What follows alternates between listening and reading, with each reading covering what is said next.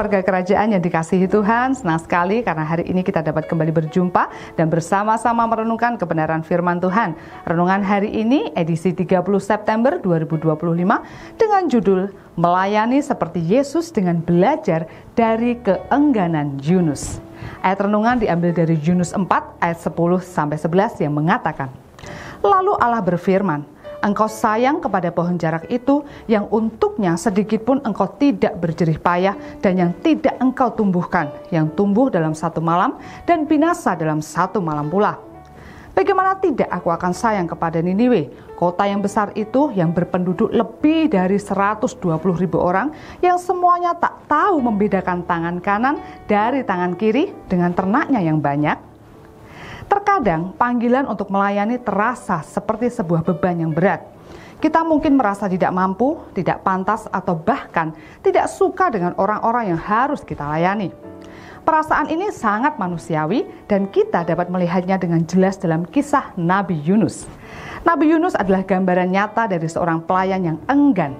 Ketika Tuhan memintanya untuk pergi ke Niniwe, kota yang terkenal jahat, reaksi pertamanya adalah melarikan diri. Ia naik kapal ke Tarsis, arah yang berlawanan dari tujuan yang Tuhan perintahkan. Yunus tidak ingin melihat orang Niniwe diselamatkan. Dalam hatinya, ia mungkin merasa mereka pantas mendapatkan hukuman. Namun, disinilah kita dapat belajar pelajaran penting. Pelayanan kita bukanlah tentang perasaan pribadi kita atau tentang siapa yang menurut kita pantas menerima kasih karunia Tuhan. Pelayanan adalah tentang ketaatan pada kehendak Bapa dan mencerminkan hatinya yang penuh belas kasihan. Lihatlah kontras antara Yunus dan Tuhan Yesus. Yunus melarikan diri dari hadapan Tuhan karena tidak mau melayani orang yang dianggapnya musuh. Sebaliknya, Yesus dengan rela datang ke dunia, bukan untuk dilayani, melainkan untuk melayani dan untuk memberikan nyawanya menjadi tebusan bagi banyak orang. Yesus merangkul orang-orang yang dianggap berdosa dan terbuang oleh masyarakat, para pemungut cukai, perempuan-perempuan berdosa, dan orang-orang sakit. Mari saudaraku, kita jujur di hadapan Tuhan.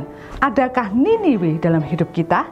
Mungkin itu adalah seseorang yang sulit kita ampuni, sekelompok orang yang kita pandang sebelah mata, atau tugas pelayanan yang kita hindari. Mari saudaraku, kita belajar dari kesalahan Yunus dan meneladani Kristus. Biarlah hati kita dipenuhi oleh kasih dan belas kasihan Tuhan, sehingga kita dapat melayani semua orang tanpa pandang bulu, sama seperti yang telah Yesus teladankan bagi kita.